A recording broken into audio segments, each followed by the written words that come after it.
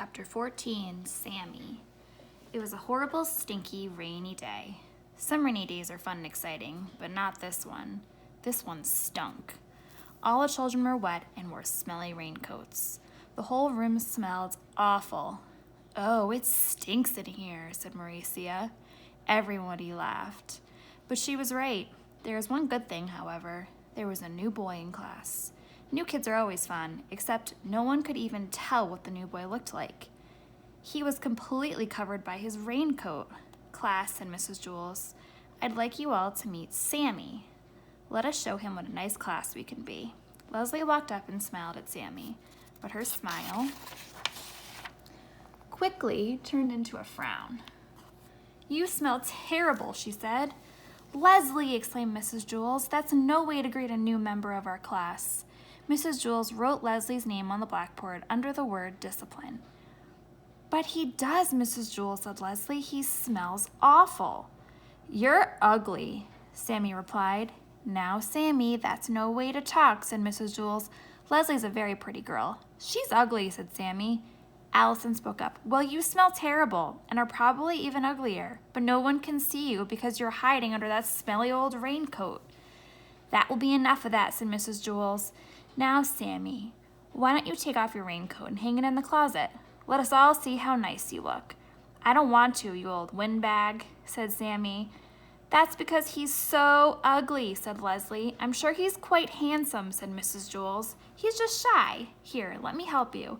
Mrs. Jules took off Sammy's coat for him. But underneath, it was still another raincoat, even dirtier and smellier than the first one. They still couldn't see his face. "Oh, now he smells even worse," said Mauricia. "You don't exactly smell like a rose either," Sammy replied. Mrs. Jules took off his raincoat, but there was still another one under that, and the smell became so bad that Mrs. Jules had to run and stick her head out the window to get some fresh air. "You're all a bunch of pigs," Sammy screeched. "Dirty, rotten pigs." The smell was overpowering. Sammy just stood there, hidden under his raincoats. Mrs. Jules wrote Sammy's name under the word discipline. "Send him home on the kindergarten bus," said Joy. "Not with me," said Todd. Mrs. Jules held her nose, walking up to Sammy, and removed his raincoat. She threw it out the window, but he had on still another one. Sammy hissed, "Hey, old windbag, watch where you throw my good clothes." Mrs. Jules put a check next to Sammy's name on the blackboard. Then she took off another raincoat and threw it out the window. The smell got worse, for he had on still another one. Sammy began to laugh. His horrible laugh was even worse than his horrible voice. When Sammy first came into the room, he was 4 feet tall.